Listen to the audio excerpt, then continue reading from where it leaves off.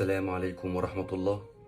بسم الله الرحمن الرحيم. رب اشرح لي صدري ويسر لي أمري واحلل عقدة من لساني يفقه قولي. إن شاء الله المفروض بكرة هسافر الرياض عشان أعرض مسرحية زواج اصطناعي في موسم الرياض. المفروض إن هي مسرحية كوميدية وفيها أغاني وفيها استعراضات، والمفروض إن احنا هنعرض إن شاء الله يوم 30، وهنعرض في وسط الأحداث اللي بتحصل في غزة. فأنا مش متخيل الصراحة يعني إن أنا هروح أعمل مسرحية وأهزر وأغني وأرقص، وإخواتنا في فلسطين عمالين يتقتلوا ويتذبحوا ومفيش حاجة بتحصل لهم. مش إحساس الفنان محمد سلام لوحده، ده إحساس كل مسلم غيور على دينه. أنا مش هقدر أسافر طبعا. وليه بقول الكلام ده في آخر لحظة؟ المفروض إن احنا نسافر بكرة إن شاء الله. أنا كنت على أمل طول الفترة اللي فاتت ديت، يعني لما حتى حصل تصاعد في الأحداث كنت على أمل إن الموسم مثلا يتلغي، يتأجل، زي مثلا ما حصل في مهرجان الجونة هنا ومهرجان القاهرة. الأمل في الله يا أستاذ محمد، مين اللي هيلغي ومين اللي هيفتح ومين اللي هيعمل؟ احنا. أو يحصل إن الموضوع يهدى هناك في فلسطين، في غزة، موضوع يهدى والناس تتدخل ونهدى يعني شوية ونقدر نعرض. بس ما فيش حاجة بتحصل، يعني تقريبا لحد الوقت اللي أنا بكلمكم فيه دلوقتي في ناس عمالة تموت وما فيش حاجة بتحصل. ف... فأنا إزاي هروح أعرض والناس بيحصل لهم كده في فلسطين؟ أنا حاسس، معلش سامحوني لو إحساسي أوفر شوية، بس أنا حاسس إن أنا لو عملت كده هبقى أنا أكني زي اللي بقتلهم بالظبط، يعني إن أنا خذلتهم، مش عارف أعمل لهم حاجة. يعني كفاية علينا السكوت اللي إحنا فيه كلنا ومفيش حد بيعمل لهم حاجة، فكمان أنا مش هبقى ساكت بس، يعني أنا كمان عمال أهزر وأغني وأرقص، واللي بيحصل في فلسطين.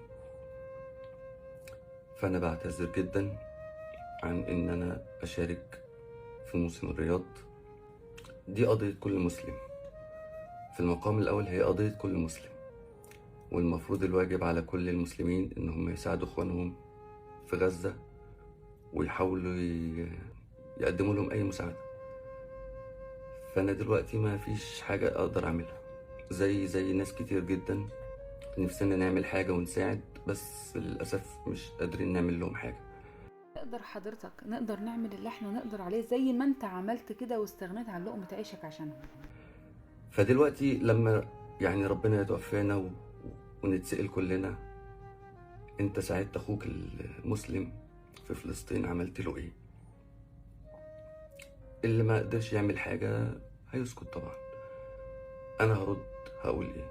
هقول ان في الوقت اللي كان فيه اخواتنا في فلسطين بيتضربوا وبيموتوا وبيتذبحوا، والاطفال والنساء والرجال، انا كنت بعمل مسرحية كوميدية بضحك الناس وارقص واغني.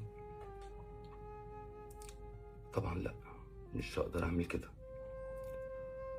فانا كان عندي امل يعني ان المهرجان يتأجل او يتلغي، بس المهرجان ما زال قائم، ماليش علاقة، هو ما زال قائم ليه؟ مش بتاعتي، ماليش ان انا اتدخل فيها. فانا مش هقدر اكون جزء في اللي بيحصل، مش هقدر اشارك في المهرجان ده.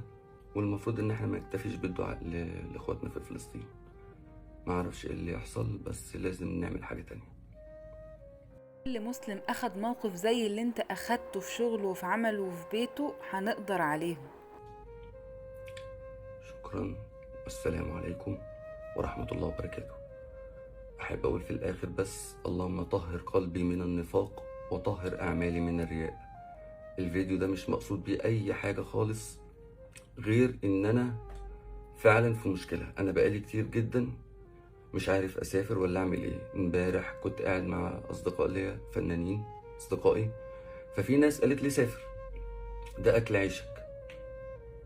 وفعلا انا التمثيل هو مصدر دخلي، يعني ده رزقي ورزق اولادي، واللي بصرف عليه من بيتي من التمثيل.